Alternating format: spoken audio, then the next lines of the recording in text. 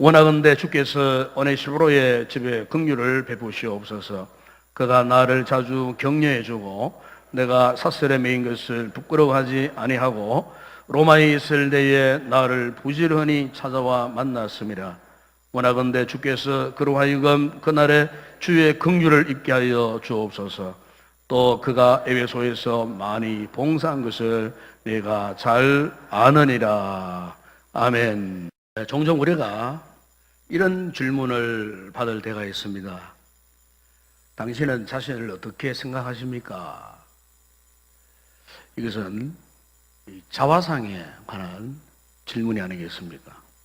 그런데 우리가 이런 질문을 받을 때 보면 누구나 쉽게 잘 대답하지를 못합니다. 그런데 이 같은 자화상에 관한 이 질문에는 세 가지가 있다고 한번 생각해 볼 수가 있습니다. 먼저 하나는 내가, 여러분 자신이 여러분에 대해서 어떻게 생각하느냐 하는 것입니다. 그래서 어떤 사람은 이렇게 대답합니다. 자기가 자기 자신에 대해서 나는 아무리 훑어봐도 나는 도저히 쓸모없는 존재 같아요. 나는 참으로 자신을 아무리 둘러봐도 너무 가치 없는 존재 같아요. 이렇게 이제 대답하는 분들이 있습니다. 이것을 이제 심리학적인 용어에서는 이 자아 존중감이 결핍된 사람이 하는 반응입니다. 자신에 대한 자신감이 없는 거예요. 그래서 자아 존중을 하지 못하는 거예요. 주로 이런 분들은 이제 어릴 때부터 상처가 많은 분들일수록 자기 자신에 대한 자신감이 없어요. 그래서 아주 절망적인 반응을 하게 되는 것을 보게 됩니다. 또 어느 사람은 이만한 반대로 너무 또 자신을 높이 평가하는 마치 대단한 어떤 우월한 그런 존재로 그렇게 착각을 하고 자기를 나타내려고 하는 이런 분들이 있습니다. 물론 긍정적인 면에서 볼 때는 자기를 괜찮은 존재로 본다는 것은 참 어떤 면에서는 좋은 자세지만은 근데 주로 너무 자신을 이렇게 우월한 어떤 그런 존재로 부각을 시키려고 하는 사람들은 대개 보면 이렇습니다. 현실과 정작 그의 현실과는 너무나 이 괴리감이 많이 나타나는 그와 같은 모습을 볼 수가 있습니다. 다시 말하면은 자신의 생각과 자신의 삶과 이 균형이 전혀 맞지 않아요. 그래서 항상 자기는 숨은 데서, 숨은 곳에서, 아무도 보지 못하는 곳에서 갈등하는 분들이 있습니다. 그리고 또 하나 자화상 가운데는 이런 질문이 있어요. 다른 사람이 나를 어떻게 보느냐? 참 이것은 중요한 질문이거든요. 이를테면은 여러분 가정으로 돌아가면 옆에 있는 아내가 남편을 나를 어떻게 보느냐? 남편이 나를 어떻게 보느냐? 이렇게 가족이 나를 어떻게 보느냐? 친구가 나를 어떻게 보느냐? 이웃이 지금 나를 어떻게 보느냐? 직장에 가면은 직장 동료들이 나를 어떻게 보느냐? 경일이라면 직원들이 사장이 나를 어떻게 보느냐? 참 이것은 굉장히 중요한 문제거든요. 이것도 또 하나의 자신의 자화상이 될 수가 있습니다. 그리고 한 걸음 더 나아가서 우리 예수 믿는 우리 그리스도인들에게는 또 하나의 자화상에 대한 질문이 있어요. 그게 뭐냐면은 나를 창조하신 하나님께서 나를 어떻게 보시느냐? 저는 이 세 가지 이 질문 가운데 가장 중요한 질문이 바로 이거라고 저는 생각합니다. 여러분 오늘 신앙생활하고 있는 우리 그리스도인들에게 있어서는 정말 이것보다 더 중요한 질문이 없어요. 왜냐하면은 오늘 우리의 신앙생활, 아니 오늘 우리의 삶 자체가 하나님과의 관계에서 있기 때문에 그렇습니다. 그렇기 때문에 이 하나님과의 이 분명한 관계가 분명하지 못하거나 하나님과의 관계가 건강하지 못하면은 우리는 분명 지금 우리의 자화상이 잘못되었을 확률이 많아요. 그러나 하나님과 영적인 관계가 분명하면은요, 우리의 자화상이 바뀌어집니다. 건강해집니다. 나를 보는 가치관이나 시각도 달라져요. 건강해져요. 그리고 이웃과의 관계도 회복이 되어지면서 건강한 삶을 누릴 수가 있어요. 그러므로 하나님과의 관계만큼 더 중요한 관계가 없다는 거예요. 이것만 확신하면은 나 자신뿐만 아니고 이웃과의 관계, 모든 분들과의 관계도 정말 건강하고 행복하고 즐거운 그와 같은 생을 우리가 누릴 수가 있게 된다는 것입니다. 요즘 우리 사회에 일각에서 일어나고 있는 각종 사건들을 보면은 그래요. 사실 그것은 한마디로 말하면은 개인적인 자화상이 뭉개어지고 깨어지고 파괴되어지고 병들고 자화상이 타락한 결과가 아닌가. 여러분, 사람이 숨을 쉰다고 다 살아있는 거 아니에요. 여러분, 사람이 잘 먹고 잘 산다고 하는 그 사람이 잘 사는 거예요? 아니에요. 중요한 것은 사람답게 살아가야 되는 거예요. 요즘 우리 사회에 사람 같지 않는 금수마도 못한 인생들이, 인간들이 얼마나 많이 있는지 몰라요. 순간적인 행복, 쾌락에 노예가 되어가지고 스스럼 없이 무서운 범죄 행각에 빠져들어가고 이웃을 괴롭히고 이웃을 슬프게 만들고 상처를 안겨다주는 그와 같은 인생들이 정말 우리 주변에 얼마나 많이 있는지 몰라요. 그들은 본능적으로 그냥 살아갈 뿐이에요. 그러나 여러분, 우리 성도들은요, 그렇지 않아요. 우리 성도들은 하나님께서 우리에게 누구나 건강한 자화상을 주셨어요. 하나님과의 영원한 관계 속에서 영원한 가치를 가지고 영원히 후회 없는 나의 삶을 통해서 빛을 발하고 짧은 인생이지만은 하나님 앞에 보람되게 행복하기에 살도록 하나님께서 우리 인생의 기쁨을 보장해 주신 거예요.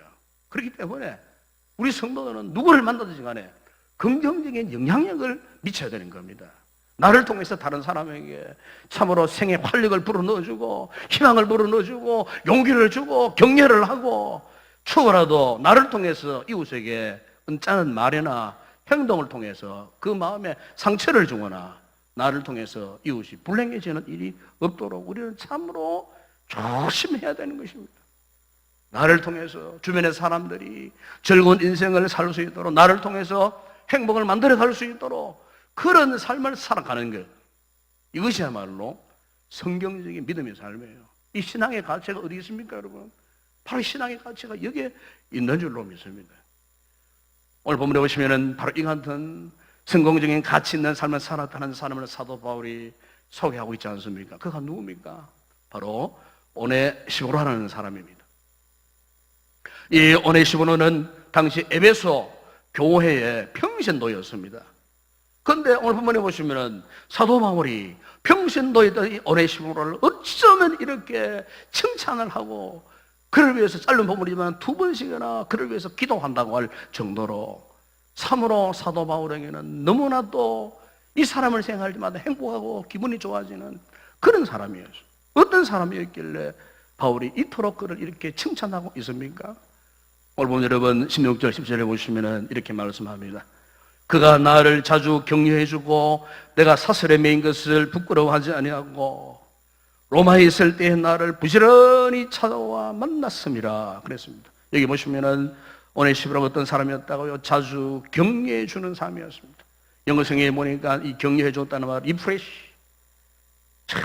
활력을 불어넣어줬다, 생기를 불어넣어줬다, 시원하게 했다, 그 뜻입니다. 그래, 이 말은 다른 사람들에게 삶의 에너지를, 생기를 부어넣어줘서 용기를 북돋아주는 그런 사람, 격려의 사람, 그 뜻이에요. 근데 지금 바울이 이 편지를 쓰고 있는 상황, 어떤 상황입니까, 지금? 바울이 지금 로마에 가갖고 지금 2번째 옥중 생활을 합니다. 이제 이 디모데 후서는 바울의 마지막 편지 아닙니까? 곧 이제 얼마 안 있으면은 바울이 순교를 당해야 하는 바로 죽음 앞에 있는 이와 같은 상태에서 로마의 그 깊은 감옥, 이 로마의 감옥의 특징은요, 특히 중죄수들은요, 수직 동굴을 파가지고 겨우 한 사람이 들어가가지고 거기에 감금되어져야 하는 그런 감옥이었어요. 차디찬 그 수직 동굴 감옥에 혼자 들어가가지고 얼마나 외로웠겠습니까? 얼마나 고통했겠습니까? 위로 창살을 바라봐도 햇빛도 제대로 들어오지 않는 그런 감옥이었어요. 조금도 자기 몸을 용서할 수 없는 그런 상태에. 그런데 밖에서 들려오는 소문은 바울이 왜 감옥에 들어갔느냐? 이 사람들의 소문에는 바울이 어떤 죄를 지었겠지. 어떤 중범죄가 아니고는 그런 감옥에 들어갈 수 없지. 그러나 처음에 바울은 복음 때문에 들어갔잖아요. 복음 때문에. 예수의 복음을 전하다가 억울한 죄수가 되어가지고, 그래서 그것 때문에 지금 감옥에 들어갔잖아요. 그동안 말씀을 전하고 배우고 받았던 사람들 가운데도, 이 교인들 가운데도 바울이 로마 감옥에 감금되었다 그러니까 무슨 큰 죄를 지었겠지? 큰 실수를 했겠지? 그렇게 해서 바울이 감옥에 들어간 거 아니냐는 그런 소문이 바울에게 들어와서요. 참, 여러분, 견딜 수 없는 상황 아니겠어요? 네? 같은 교인들끼리, 성도들끼리 이해를 하지 못하고 오해를 하고 중범죄자처럼 똑같은 일반적인 죄인 취급해가지고 그런 소문을 퍼뜨리는 그런 사람들이 교회 안에 있던 그런 상황이었어요. 많은 오해를 불러일으키는 그런 상황이었어요. 바로 이런 상황 속에서 바울을 진정으로 위하고, 그리고 위로하고 격려하고 용기가 되고 큰 활력소가 되는 사람이 있었는데, 그가 바로 오네시모로라고 하는 사람이었다는 것입니다. 오늘 본문에 보시면 오네시모로는 바울이 감옥에 갇힌 것을 어떻게 생각했다고 합니까? 16절에 부끄러워하지 아니하고. 여러 다른 교인들과는 달랐어요. 오해도 하지 않았어요. 부끄러워하지 않았다고 했어요. 문반에 17절에 보세요. 로마에 있을 때의 나를 부지런히 찾아와 만났습니다. 여러분, 오네시모로가 살던 곳은 에베소입니다. 지금의 터키, 소아시아죠. 거기에서 여러분 보십시오. 바울이 가면 로마는요, 에게를 지나서, 지금의 그리스를 지나서, 마게도니아를 지나서 이탈리아, 로마, 주로 3,000km 이상 되는 거리입니다. 그 당시의 교통상으로서는 한번 면회 가고 싶어도 면회 갈 수 없는 불가능의 그런 상황이었어요. 그런데 오네시모로는 그런 먼 길을 마다하지 않고 어떻게 했다고요? 나를 부지런히 찾아와 만났습니다. 그러니까 여러분, 여기에서 우리가 알 수 있는 게 뭡니까? 바울과 이 오네시모로의 관계는 정말로 지극히 인격적이고 신앙적이었고, 그래서 너무너무 친밀한 그런 관계였어요. 그러니까 전혀 오해의 여지가 없는 관계였어요. 한마디로 순수한 관계였어요. 열정적인 관계였어요. 정말 건강한 관계였어요. 사랑하는 여러분, 오늘 우리가 믿음 생활하면서 주변 분들과 우리가 이런 관계를 유지한다는 것은 중요한 겁니다. 이게 바로 신앙이에요. 신앙이 딴 거 아닙니다, 여러분. 여러분의 열심히 있는 충성스러운 행위 아닙니다. 그것은 저절로 따라오는 열매요. 열매. 관계입니다, 관계. 관계가 이토록 중요한 거예요. 관계가 곧 신앙입니다, 여러분. 하나님과 나와의 관계가 신앙이잖아요. 이웃과 이웃의 관계가 신앙 아닙니까, 여러분? 관계가 잘못되었다.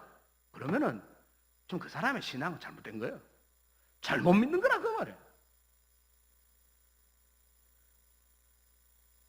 윌리엄 레일리가 쓴 책 가운데에 성공적인 인간관계라는 책이 있습니다. 거기 보니까 인간관계를 4가지 의식적 차원에서 구별해 놓았어요. 첫 번째 하나는, 사람들 가운데는 관계를 할 때 폐쇄적인 사람이 있다는 겁니다. 폐쇄적인 사람.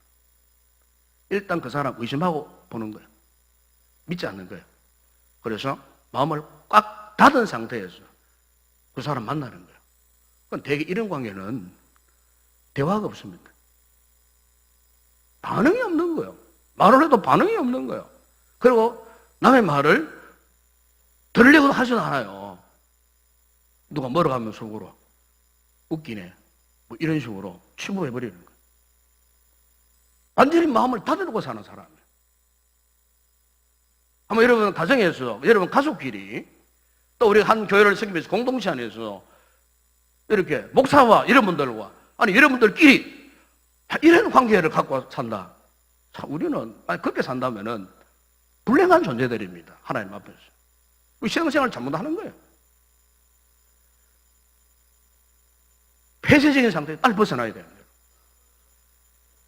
또 하나는 열린 마음을 가진 사람이 있어요. 여기에 열린 마음은 남의 말을 잘 듣는 상태라 그 뜻입니다. 남의 말을 잘 듣습니다. 그런데 이런 류의 사람들은 따지기를 좋아합니다. 또 이유가 많습니다. 그리고 묻는 것이 많습니다. 그렇다 보니까 상대방이 좀 피곤할 수가 있어요. 상대방이 괴로울 수가 있어요. 그 다음 세 번째는 신뢰형의 사람이 있답니다. 신뢰형. 이런 사람은 우선적으로 친절합니다. 또 협조적입니다. 그런데 이런 류의 사람은 주로 다당성을 많이 요구한다는 겁니다. 그래서 어떤 대화의 건수 가운데에 다당성이 있을 때만 협조적이라는 거죠. 이런 사람 역시 관계를 하다 보면은 편한 사람은 될 수가 없다는 거예요. 왜냐하면은 타당성이 결여될 때는 항상 변질되거나 변심하거나 배신하기 때문에 믿을 수 없다는 거예요. 이런 사람들. 그러면서 이제 윌리엄 렐리가 소개하는 또 하나의 유형 가운데 하나 소개하는데 그게 뭐냐면은 신앙형의 사람이 있다는 겁니다. 신앙형. 이 신앙형의 사람은 상대방이 좋은 것도 나도 좋고 상대방이 옳다고 생각하는 것도 자신도 옳다고 인정하고 그리고 상대방이 말하는 모든 것들을 다 수용하고 믿어주는 관계. 그래서 이 신앙형의 사람은 다른 설명도 필요 없어요. 오해의 여지도 없어요. 모든 것을 다 인정해주고 모든 것을 다 믿어준다는 거예요. 여러분 우리가 이 네 가지 유형 가운데 참으로 우리 그리스도인들이 오늘 우리가 따라가야 할 유형이 어떤 유형이겠습니까? 바로 신앙형의 이런 유형이 아니겠습니까? 오늘 우리의 가정이나 직장생활이나 사회생활이나 그리고 우리가 교회 공동체 생활 우리가 세상을 살아갈 때 참 중요한 것은 바로 이 상태, 이 관계 이 같은 신앙의 유형으로 살면서 이와 같은 관계성 특별히 사람과의 이와 같은 이 관계를 잘 유지하는 것. 내가 어떤 사람을 만나느냐가 참 중요한 겁니다, 여러분. 우리가 신앙생활 할 때도 내가 어떤 사람과 자주 만나느냐. 이건 정말 중요한 겁니다. 왜냐하면은 내가 자주 만나는 그 사람의 신앙의 유형이나 기질이나 모습이나 태도를 닮아가게 되어 있어요. 이를테면 성령이 충만하고 은혜를 사모하는 항상 힘들어도 기뻐하고 감사하는 이와 같은 사람 가까이 하면 가까이 할 수도 없습니까? 나도 닮아가요. 나도 역시 그분을 따라가고 은혜를 사모하고 기쁨을 누리고 감사하는 삶을 살고 그분의 긍정적인 영향력이 나를 미쳐가지고 그래서 나를 그렇게 살아가도록 이렇게 도전을 날마다 받는 거예요. 그래서 그러다 보면 그렇게 살아가는 거예요. 그래서 유명한 여러분, 이 성녀 테레스 숙녀가 살아있을 때에 이 자신의 수도원에서 이 수녀들을 선발할 때에 선발에 세 가지 기준이 있었답니다. 기준. 그 기준이 뭐냐? 먼저 하나는 잘 웃는 사람. 잘 웃는 사람. 잘 웃는 사람을 첫 번째 기준으로 했다는 겁니다. 여러분, 우리가 잘 웃어야 됩니다. 잘 웃어야 돼요. 네. 어떤 분들은 웃는 것이 웃는 건지, 화내는 건지, 짜증을 부리는 건지, 모르는 분들이 있어요. 왜 그러냐? 하도 안 웃다 보니까 웃는 근육이 굳어져 있는 거예요. 그 웃는데 화내는 표정이에요. 무시무시합니다, 그런 분들. 물론 우리 교회는 그런 분 없겠지만. 여러분, 우리가 잘 웃어야 됩니다. 잘 웃어야 돼요. 그래서 이 테레스 수녀가 수녀를 선발하는데 잘 웃는 사람을 선발했다는 겁니다. 잘 웃는. 또 하나는 어떤 조건이냐면 잘 먹는 사람. 잘 먹는 사람이에요. 그러니까 음식을 먹는 어떤 분들은 젓가락 들고 막 이렇게 막 파헤쳐가지고 먹어버리고 어떤 분들은 참 맛있게 그야말로 꿀맛처럼 냉수 한 그릇 밥 말아가지고 맛있게 다 먹는 그런 분도 있잖아요. 음식을 잘 먹는단 말이에요. 되게 음식을 잘 먹지 않고 이렇게 그런 분들은 성격이 좀 까칠한 분들이에요. 물어볼 필요 없어요. 분명히 까칠한 사람들. 음식을 자꾸 이렇게 가려고 오는 사람을. 그럼 또 하나 이 대순자가 기준 삼았는데, 잠을 잘 자는 사람, 잠을 잘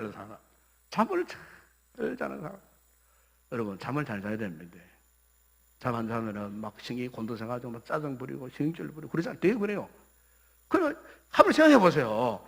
이 대세 수녀는요, 한 번 그 당시에는 수도원에 들어가면 못 나옵니다. 평생 안 좋은 표로만 갇혀서 하는 분들이에요.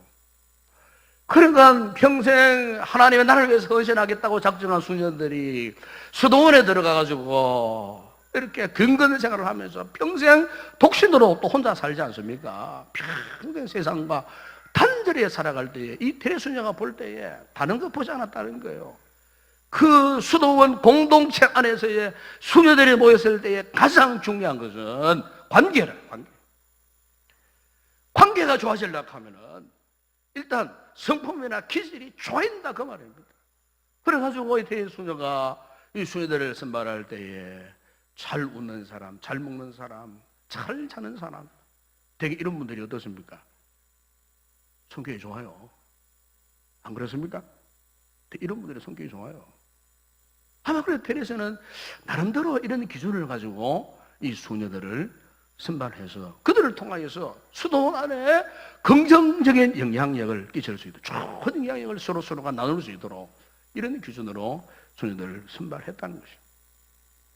참 의미 있는 이야기 아닙니까, 여러분? 노만 커즌 박사가 쓴 책 가운데에 병의 분석이라는 그 책이 있습니다. 그 책 가운데에 이 노만 커즌 박사가 어떤 연구를 했냐면은 위장병과 관련된 사람들, 그리고 신경성 질병을 앓는 사람, 이런 사람들 연구를 했는데, 이런 사람들의 특징이 뭐냐면은 웃지를 않는다는 겁니다. 안 웃고, 그리고 굉장히 부정적인 성향을 가진 사람들이었다는 것을 그가 발견했어요. 그렇게 해서 이제 이분들 가운데, 이 환자들 가운데에 이제 특별히 임상 실험을 해서요. 실험을 했는데, 이 환자들을 실험실에 모아다가 10분 동안 긍정적인 밝은 생각을 하게 했다 합니다.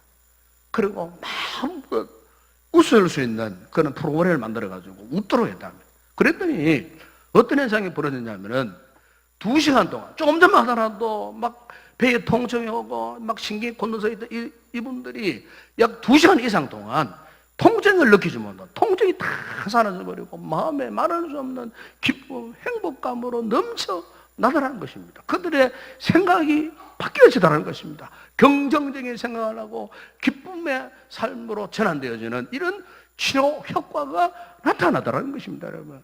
결국 그러니까 자신들의 몸속에 있는 박테리아나 암세포나 바이러스들이 치료되면서 건강을 회복하면서 살게 되었더라는 것입니다. 한 여러분, 오늘 저는 이 말씀을 통해 우리 자신을 한번 돌아봤으면 좋겠습니다. 지금 나의 자화상이 어떠한가? 나는 지금 어떤 모습으로 살고 있는가? 다른 사람에게 비추어진 나의 모습은 어떠한가? 그리고 무엇보다 하나님 앞에서 과연 어떤 모습으로 내가 지금 신앙생활을 하고 있는가? 오늘 본문에 나오는 오네시모로는 바울이 생각만 해도 참으로 기분 좋은 사람이었습니다. 대사도였던 바울도 그를 만날 때마다 새로운 힘을 얻곤 했습니다. 경제가 되었던 사람이었습니다. 용기를 북돋아 주었습니다. 기쁨이 되었습니다. 오늘 우리가 세상에서 삶을 살거나 또 우리 교회라고 하는 이 믿음의 공동체에서 이 신앙생활을 하다 보면 서로에게 참 위로가 필요할 때가 많습니다. 서로에게 격려가 필요할 때가 많습니다. 그래서 자신을 알아주는 사람이 있고 내 존재를 인정해주는 사람이 있고 이해해주는 사람이 있다는 사실을 발견할 때 어떻습니까? 한없이 기쁘고 즐겁고 이 신앙생활에 행복이 넘치고 교회를 섬길 때 행복이 가득하고 그렇지 않습니까? 오늘 우리 인동교회 성도들이에요. 이런 성도들이 되기를 주의 이름으로 축원합니다. 모든 관계 속에서 참으로 우리가 주변 교우들에게 새로운 활력을 불어넣어주는, 북돋워주는 내 말이나 행동이나 생각이나 모든 부분에 있어서 정말 이런 아름다운 관계를 유지한다면 분명 그분의 신앙은 건강한 신앙임이 틀림이 없습니다. 옛날에 한 지혜로운 충신이 왕의 진서를 가지고 상대방 적국의 나라에 가서 그 나라 임금에게 이런 말을 했습니다. 폐하는 보름달이시고 우리 임금은 조성달이십니다. 그랬더니 그 말 한마디에 그 두 나라의 오래 묵었던 암금 감정이 다 풀리고, 그리고 그 말을 한 이 신하는 그 적국의 왕으로부터 한 대접을 받았다고 합니다. 대접받고 본국으로 돌아왔습니다. 그런데 본국에 임금 앞에 갔는데 임금이 화가 나가 있는 거예요. 하는 말이, 네가 그렇게 말하는 사실이냐? 뭐라고? 적국의 임금은 보름달이고 나는 조성달이라고 하면서 막 그 본국의 임금이 화를 나셔. 그때 지혜로운 충신이 말합니다. 예, 폐하, 사실입니다. 그러나 오해하지 마십시오. 보름달은 끝이라는 뜻이고 조성달은 떠오르는 달입니다. 그렇지 않습니까, 여러분? 바로 이 말 한마디에 임금의 기분이 막 확 풀려버린 거예요. 확 풀려버린 거예요. 참여러분, 저는 오늘 우리가 섬기는 이 공동체 안에서도 이같이 상대방에게 활력을 불어 넣어줄 수 있는 이 같은 충신 같은 사람, 오늘 본문에 나오는 오네시모라와 같은 아름다운 믿음의 사람 되기를 주의 이름으로 축원합니다. 그럴 때 우리 교회가 어떻게 되겠습니까? 이 공동체가 어떻게 되겠습니까? 그야말로 활력이 넘치는, 생기가 흘러 넘치는 건강한 공동체가 되지 않겠습니까? 예수의 생명으로, 복음의 능력으로 참으로 우리가 서로 사랑하는 가운데에 주님의 공동체로서 세워지는 귀한 역사가 일어날 줄로 믿습니다. 제가 몇 년 전에 우리에게 소개한 책 가운데 아마 읽어보신 분도 있을 거예요. 지세나 사랑해라는 책이 있습니다. 그 책에 보면 이지선 자매가요, 교통사고로 자신의 단차가 불에 타버렸어요. 그래서 신체의 50%가 다 타버렸어요. 화상수술을 14번이나 그 고통스러운 수술을 받았어요.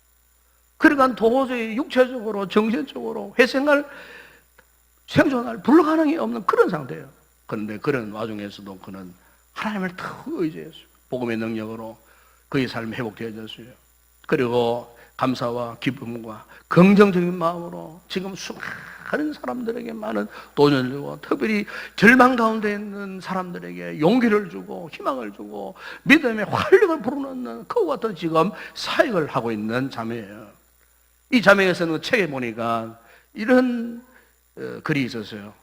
내 삶은 하나님의 기쁨이어야 합니다. 하나님이 그렇게 만들어 주신 것은 80%이지만 20%는 내가 만들어 가야 할 부분입니다. 그게 은혜이고 사명인 것 같습니다. 이 자매가 이런 고백을 했어요. 제가 이 책을 읽다 보니까 정말 그런 것 같아요. 여러분, 하나님께서 물론 우리의 구원은 100% 완전한 구원을 이루셔요. 문제는 우리가 이 죄 많은 세상 가운데에 수많은 관계를 하면서 살아갈 때에 그 관계까지도 하나님께서 100% 주장하시느냐? 아니라 그 말이에요. 물론 80%는 하나님의 간섭에서 하나님께서 은혜를 베풀어 주셔서 우리가 아름다운 관계로 아름다운 믿음 생활을 하도록 역사하시겠지만 나머지 20%는 네가 알아서 해라. 그 부분은. 그 부분이에요. 그건 네가 알아서 해야 된다. 다시 말하면 우리가 어떤 사람을 만나든지 간에 우리가 은혜를 사모하는 건 좋아요. 성령이 충만해가지고 기도하는 건 좋아요. 나머지 중요한 것은 20%는 하나님 관계가 그렇게 철저한 것처럼 이웃과의 관계, 한 교회를 섬기는 공동체, 우리끼리라도 20%는 우리가 정말로 힘쓰고 노력하고 이해하고 양보하고 참으로 성령으로 하나 되기 위해서, 하나님의 나라와 의를 위해서 우리가 참으로 하나 되는 일에 힘쓰고 아름다운 관계를 유지해야 되지 않느냐. 마지막 부분에 나오는 오네시모로처럼 누구를 만나더라도 생애 활력소를 북돋아주는 이와 같은 프레시한 그러한 사람이 되어야 되지 않겠느냐. 하나님께서 그 부분을 남겨놓으셨다는 거예요. 이게 바로 믿음 생활인 줄로 믿습니다. 이게 바로 교회 생활이에요. 일찍이 사도 바울이 고린도전서 10장 32절 33절 이렇게 말씀했습니다. 유대인에게나 헬라인에게나 하나님의 교회나 그치는 자가 되지 말고 나와 같이 모든 일에 모든 사람을 기쁘게 하여 자신의 유익을 구하지 아니하고 많은 사람의 유익을 구하여 그들로 구원을 받게 하라. 아멘. 그치는 자가 되지 말고, 교회에 그치는 자가 되지 말고, 모든 일에 모든 사람을 기쁘게 하고 자신의 유익을 구하지 않고 도리어 많은 사람의 유익을 구하여 그들로 구원을 받게 하라. 그렇습니다. 바로 이것이 오늘 본문에 나오는 오네시모로 같은 삶 모습이 아니겠습니까? 나를 통하여서 믿음의 선한 영향력을 행사해서 그들로 하여금 생의 활력을 불어넣고 함께 신앙의 즐거움 속에서 하나님의 나라를 위해서 함께 기쁨을 누리고 함께 달려가는 이와 같은 믿음, 오늘 우리 성도들이 이와 같은 제2, 제3의 오네시모로 같은 성도들이 되기를 주의 이름으로 축원합니다. 기도하겠습니다. 우리 아버지 하나님 감사합니다. 우리도 오네시모로 같은 삶을 살기를 사모합니다. 아버지 하나님, 나를 통하여 좋은 영향을 끼쳐서 나를 통해서 위로받는 자들이 많아지게 하시고, 나를 통해서 생의 활력을 회복하는 자들이 많게 하시고, 나를 통해서 절망 가운데도 용기 백배하여 믿음으로 세워지는, 그래서 나를 통해 수많은 이들이 구원받는 주님을 아는 위대한 복음적 삶을 살아가는 건강한 믿음의 소유자들이 되어줄 수 있도록 우리 교회를 축복하시고 우리 성도들을 축복하여 주시옵소서. 오네시모로 같은 위대한 성도들이 우리 교회도 불꽃처럼 일어나게 하여 주시옵소서. 예수님의 이름으로 기도드리옵나이다. 아멘.